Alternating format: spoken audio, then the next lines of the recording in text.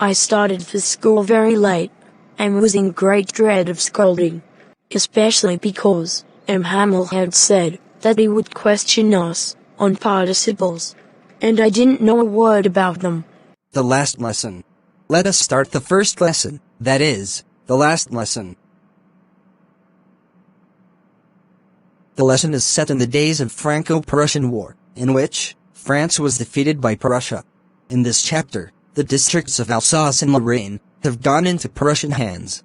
What effect this had on life at school? Let's see. For a moment, I thought of running away and spending the day out. It was so warm, so bright. The birds were chirping at the edge of the woods, and the Prussian soldiers were drilling in the field at the back of the sawmill. It was much more attracting than the rule of participles. But I had the strength to resist, and hurried off to school. When I passed the town hall, there was a crowd in front of the bulletin board. For the last 2 years, all the bad news came from there, the lost battles, the draft, the orders of the commanding officer. And I thought to myself, without stopping, what could be the matter now?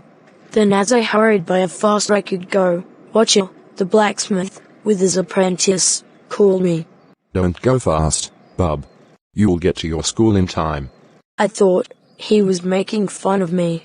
I reached Hamill's garden, all out of breath. Usually, when schools began, there was a great bustle, which could be heard out in the street. The opening and closing of desks, lessons repeated very loud, and the teacher's ruler rapping on the table. But now, it was so still. I had depended on the noise to get to my desk without being seen, but that day, everything was as quiet as Sunday morning. Through the window, I saw my classmates, already in their places, and Hamill walking up and down, with his terrible eye ruler under his arm. I had to open the door, and go in before everybody. You can understand how ashamed and how frightened I was.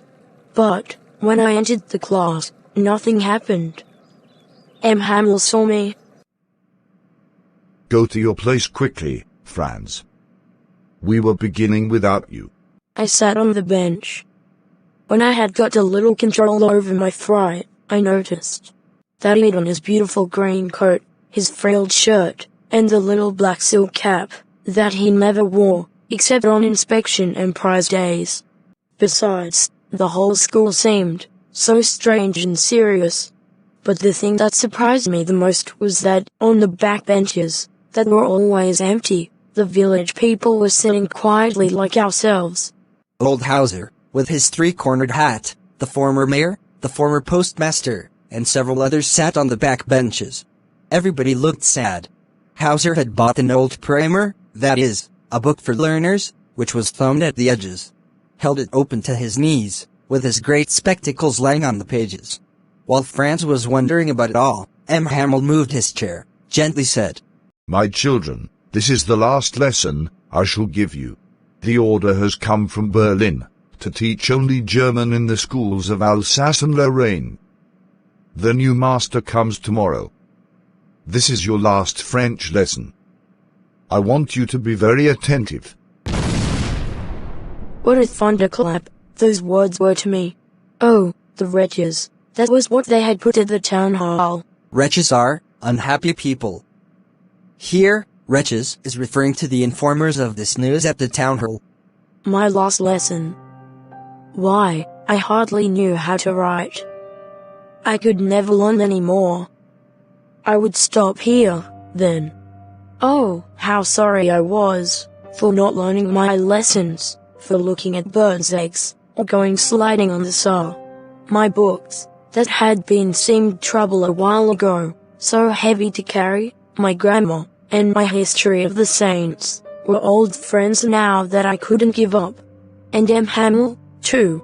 The idea that he was going away, that I should never see him again, made me forget all about his ruler, and how cranky he was. Cranky means strange. Poor man. It was in his honor of this last lesson that he had put on his fine Sunday clothes, and now I understood why the old men of village were sitting there in the back of the room. It was because they were sorry, too, that they had not gone to school. It was their way of thanking our master for his 40 years of faithful service, and of showing their respect for the country that was no more theirs. Franz. It's your turn to recite. I tried so hard to say that terrible rule of participles, all through, loud and clear. But I got mixed up on the first words, and stood there, holding onto the desk, my heart beating, and not daring to look up. I won't scold you, little Franz. You must feel bad enough. See how it is. Every day we have said to ourselves, bah, I've plenty of time. I'll learn it tomorrow. And now see where we've come out. Ah, that's the great trouble with Alsace. She puts off learning till tomorrow. Now, those people out there will say to you, how is it? You pretend to be Frenchmen, and yet you can neither speak nor write your own language. But you're not the worst. Poor little Franz. We've a lot more things to damn ourselves. Your parents were not anxious enough to have you learn. They preferred to put you work on a farm, or at the mills, so as to have a little more money. And I've been to blame also. Haven't I often sent you to water my flowers, instead of learning your lessons? And when I wanted to go fishing, didn't I just give you a holiday? Then, from one thing to another, Hamel went on to talk of the French language, saying that it was the most beautiful language in the world, the clearest, the most logical, that we must guard it among us, and never forget it. Because when a people are enslaved, as long as they hold fast to their language, it is as if they had the key of their prison. Then, he opened a grammar, and read us a lesson. I was amazed to see how well I understood it. All he said seemed so easy, so easy. I think, too, that I had never listened so carefully, and that he had never explained everything with so much patience. It seemed as if the poor man wanted to give us all he knew, before going away, and to put it all into our heads at one stroke. After the grammar, they had a lesson in writing. That day, Hamel had new copies for them, written in a beautiful round hand. It was written, France, Alsace, France, Alsace. They looked like little flags, floating everywhere in the schoolroom. You should have seen how everyone set to work, and how quiet it was. The only sound was the scratching of the pens over the paper. Once, some beetles flew in, but nobody paid attention to them, not even the littlest children. On the roof, the pigeon cooed very low, and I thought to myself, will they make them sing in German, even the pigeons? They is referred to German people. Whenever I looked up, I saw Hamel sitting still, and gazing at one thing, then at another, as if he wanted to fix in his mind how everything looked in that schoolroom. For 40 years, he had been there in the same place, with his garden outside the window, and his class in front of him, just like before. Only the desks and benches had been worn smooth, the walnut trees in the garden were taller, and the hope vine that he had planted himself climbed about the windows to the roof. How it must have broken his heart to leave it all, poor man. To hear his sister moving about in the room above, packing their trunks, as they must leave the country next day. But he had the courage to hear every lesson, to the very last.